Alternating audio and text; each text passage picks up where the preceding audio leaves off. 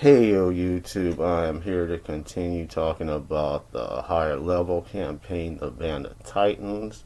We start this session off where the DM kind of goes back to the other campaign, Brotherhood of the Lion, to break down some of the stuff with Johan, partially because he's on the way to visit the manor. And he pretty much says that Beck kind of goes over how her world works with guns because he bought some and is planning to giving them to the Duger and the Goblin in Titan Manor.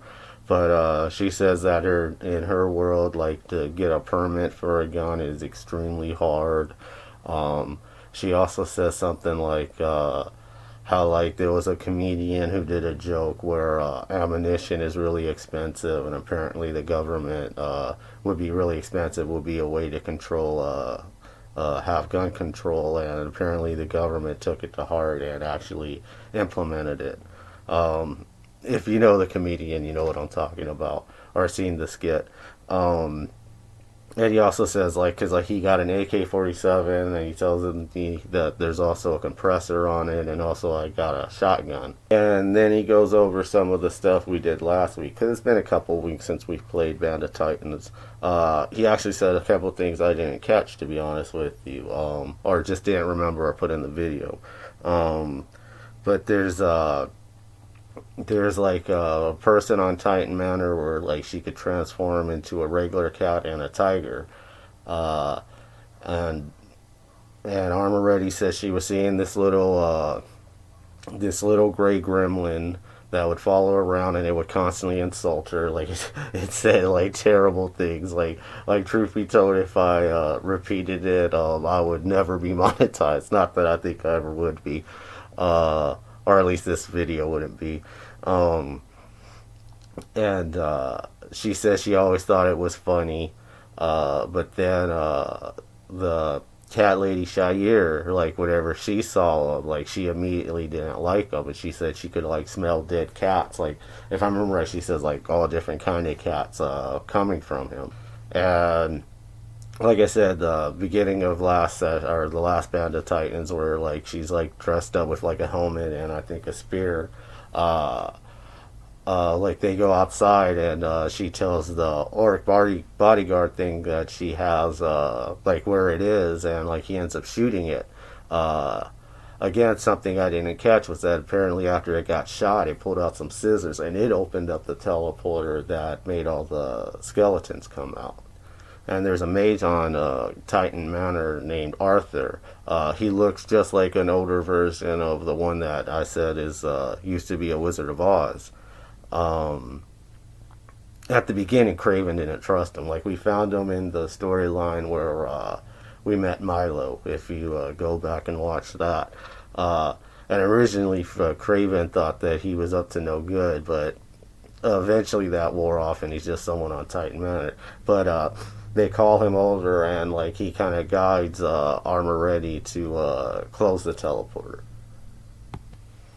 And I'd say like Smite picks up one of the skulls and looks at it. Smite being a cleric who is able to like make undead and stuff like that, or also control undead. A DM says he notices something called a gas, and the other ones they kind of look ghoulish like, and I don't know really like they're if I remember right they were bigger, and they look like kind of like ghouls, and he didn't notice it. Um, One thing I did also leave out last session was near the end of the fight, and this for me this is just amusing, and I I want to get it on the record. Was Smite ended up what is it rebuking uh, like two of the undead, and like at the end of the fight when almost everything was done, like I just made them the two that were still up. I made them just walk into Craven. Like I said, knowing Craven's love for killing undead, I just make them walk into him, and the player seemed pretty amused by it himself.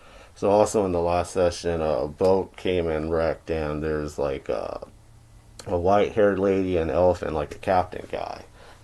Craven goes up and talks to them, and the captain starts like asking questions about the the ocean or the lake that we're in, and yeah, he kind of starts saying like pretty much like at first he's calling it an ocean, and Craven's like it's not an ocean, it's like a lake or something like that, and he starts kind of asking like does it lead out to an ocean? Over time, whenever they're talking, eventually it is confirmed that there is like a canal that does lead. The the captain guy says that whenever the tide turned, some of the bigger ones would have retreated into the water, and either they would find somewhere to hide out and start breeding, or they would find this way and they'll get into the ocean. Pretty much, he's telling us that these creatures are now released in our world. So for the most part, the whole party except for Smite, like Smite goes down and checks on Anadarko, the Goblin Forger, and the rest of the party go to the mess hall. And also, like I said last time, the Shire showed up, the ones that are with the Ogreling. But we go in there and Craven has armor ready, pretty much repeat the story I just said with the little gray man, which is another one that was like, man, he sometimes that player just kind of lets all the information out on our NPCs. Armor ready ends up saying an orc to the bodyguard guy. I can't remember his name right now. That obviously the white hair girl is some kind of a princess. The white hair girl starts kind of breaking down her story. She pretty much says that there was some island they were trying to get people off because it was getting overrun by these undead. And they waited too long, and they were going to get caught, and they ended up seeing the portal and going through it. She does mention that their boat was called Silvermane. The elf, and I know the captain, they do say their names, but again, I didn't catch it. I know whenever he says that he's no longer a captain or something like that, like Craven's like, oh, don't give up on that too soon. Immediately, I'm thinking Craven's trying to recruit him or something like that. But the elf starts asking questions about like being teleported into another world. I think that we break down the lost stuff that happens in our world. The lost are the outsiders, like I like to call them. I want to say that the girl starts saying this, where in her world there's lost too, and or there's been known for people from other worlds to pop up, and if it wasn't for one of these groups, they would have never defeated the. I think she says the Armada of Aegir, and she starts talking about Captain Uncle Washbuckler. And like right off the bat, Craven's like, "There's a Washbuckler in our world too," and like the more she talks, she starts sounding like she's talking about the pack, at least with the outsiders that came to her world. And the more she talks, the more I'm realizing that this was she's talking about an old campaign that me and the DM did way back in the day, where the big pack went to this alternate world. Like there were two major ones that we went to, which was Nowhere, which was like an apocalyptic world that was like a desert, and then there was also what at the time we called Sea World. And it was pretty much like Waterworld, where it was just ocean and like little parts of islands here and there. And she pretty much says that the pack defeated like the Captain Crowley, which in Midgard the Crowley is a really like evil family. She introduces her as I think Mina Lemaine. The first time the DM says Lashar, and being Lashar in Midgard is the top anti-paladin, who's again a big story in that world. And Maravik ends up pointing out that in the Chronicles, or in the Tyzek report, which is pretty much a copy of the Chronicles, which is the story of the old campaign. Uh, that when they went to this water world, there was a character named Charlemagne, who was an alternate of Main Lashar. Uh, Eventually, we find out that this girl is the daughter of Killith and Charlemagne. Um, Apparently, I didn't really catch it, but apparently at some point, Charlemagne died, and and then Killith ended up going and marrying like the emperor, and and since she's a half elf, the theory is eventually she's gonna outlive him, and she's gonna be the rightful heir. And for the most part, that's all the important stuff that happened. The DM asks what we do for the next day. I do point out that Hyde and actually immediately Hyde does that because he has the Armor Race permission if he could take the orc, where they go out hunting for some kind of predatory animal because they want to use the blood to put on a cattle that they're gonna sacrifice the next night because the holy night or the holy day for Groomch is the new moon, and and they end up bagging a tiger, so that was cool. And then the DM says that a few days pass. He says that if there's anything we want to like fill in these days to get back with them later. I know Craven does something. I'm guessing it's the typical him uh, politic doing politician stuff.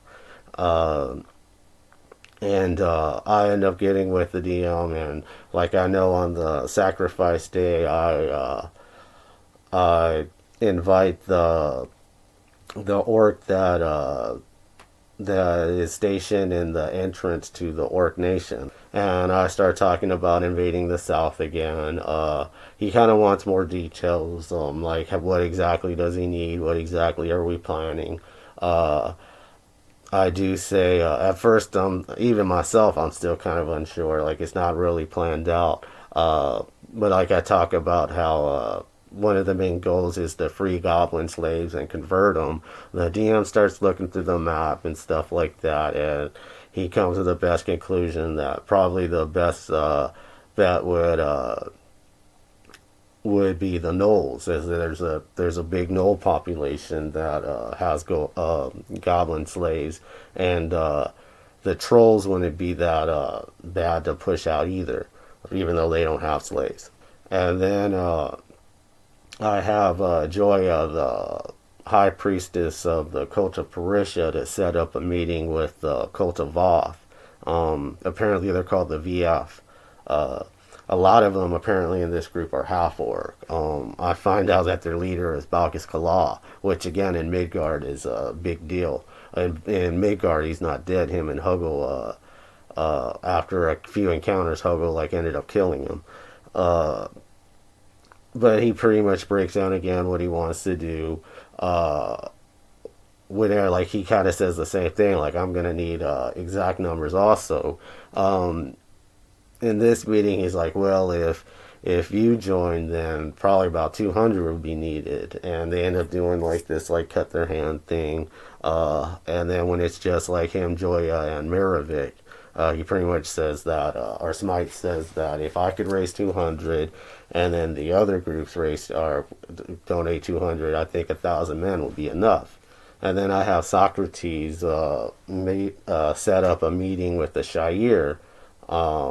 He says like that the dumb ape finally told everything, and now the the Red Master wants to get her tested. So we like meet late at night. Uh, like two of the Shire and like I think a couple of their bodyguards show up, and he introduces Hellfire, and tells them he wants his cohort trained. Like they're kind of like we could train her and stuff, but her actually becoming a member, like her being her cohort, it kind of conflicts that. Uh, uh, they talk back and forth. Eventually, like Smite's like, "Well, I'm trying to create a council. Maybe if we get you on board on that, maybe that would help." Um, they seem interested. She kind of says she has to talk to her uppers about it, like she can't make the decision herself. They go test Hellfire, like both of them do an hour, and they do come to the conclusion that she has she has the whatever power they're looking for, some kind of inner strength. I can't remember. And after the few days, Johann shows up to Titan Manor. He goes straight to Eridina's tent. Um, like is like, let's get to the good stuff first, and gives them the guns. They seem impressed by it. He kind of says that he would like some ammunition with holy damage, because we talked about that also. Is that like was that apparently buckshots are popular in Nina's world, except for they don't do much damage to vampires unless it's silver, and silver ammunition isn't that good. And he brings up, well, what about if it had holy damage? And then he pulls out the undead or the dead hags, and gives them a brief summary of what happened there, where we killed these hags, we ran into some more. He said that we're even more hideous than these three, and they pretty much tell us that I want to say before that, like, we're all right did a thing is how we knew that they were doing a ritual. Um, and he says that they tell him that there's a vortex that leads to Baba Yaga's world, and she's some kind of deity that deals with them, some kind of, like, it's like a multiverse, this dimension that she controls. And they're like, oh, so these are the hags that we heard about, like, you found them? And he's like, yeah. And then he requests for Master Craven to show up, or to show up to the tent. And when he shows up, like, immediately he gives him a bad look, and I could tell the player has no idea why Johan showed up personally. Like, he's like, why is he looking at me mad? And I'm like, well, you're about to find out if you don't know. And pretty much he breaks down the story of how Becca's friend died, and it turns out that Craven and his sister are the ones responsible. Uh, and he doesn't hold back. He, like, pretty much lays into him. Uh, he, like, even tells him, like, maybe in your world are all undead are evil, but we're not in your world and things are different. Like, technically I should have attacked the hobgoblin, because in Midgard that's what I would have done. And, like, Craven's sister, Naomi, says something like, I should have attacked them on sight. Well, did the vampires and that attacked my family not wait? And he's like, this isn't your world, like, you're not really getting it. And for the most part, the conversation really goes nowhere. Like I said, they kind of seem nonchalant and didn't care about it. Like, he does say, because one of his things is, like, eventually you're going to run into Becca. Don't act like this when you run into Becca. And he's like, well, I don't have a problem with her, so it should be fine. And then Johan says, like, I don't think I have time to go on the mission with you, because our mission is at an important spot. But I'll leave Basker with Eridina, and if something goes wrong, like, my uncle will rip a portal through this world and get you himself.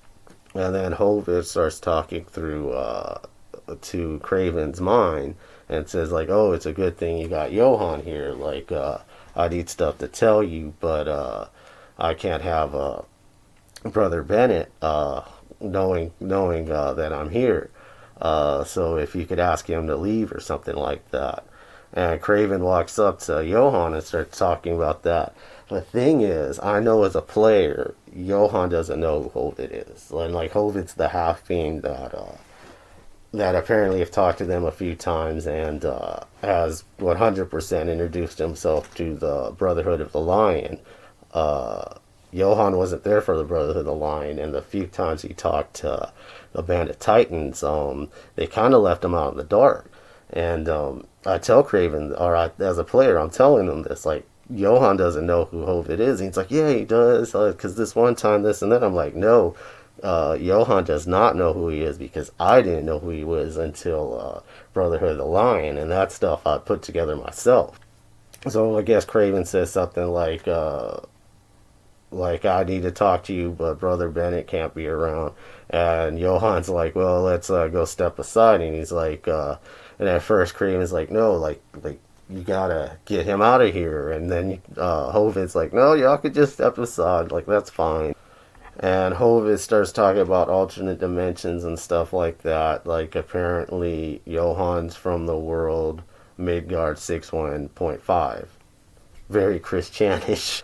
And I guess this is when we find out how Killith married Charlemagne. Charlemagne becomes king. Um, there's peace for however long, but I guess like the deities start fighting against each other or having some kind of power struggle. And when this happens, that's when the undead things started appearing like under their noses because they didn't notice. And he says the New Land Alliance, the King of Gills, and the Romian Islands all end up forming together, and they create the North Empire. And I guess the ghoul undead are called the Biolocus, and I guess they control other undead or these skeletons, and pretty much they'll live in the deep sea. Um, and then I guess that's when we find out that Killith outlives Charlemagne and ends up marrying the King of Gills. Go over that if she outlives the King of Gills, she'll become the Empress. Uh, and also that the Biolocus worship the hidden god. Um, Johan does kind of ask, is this an alternate world from the sea world he knows, or is this farther in the timeline? Apparently, it's farther in the timeline. And that's pretty much where we wrap up. Another night where there was just too much role playing and we didn't get to none of the good stuff. Um, Future predictions. Smite's gonna end up, I'm assuming, talking to the hag's dead bodies through Speak to Undead. So we'll probably ask, and if I remember, I could ask each of them a handful of questions. So that might end up taking some time, and then we'll probably go through the vortex. And we're supposed to play tonight, so that should be fun. You want to know what happens, watch my next video. You want to know the whole story, watch all my videos, and check you later.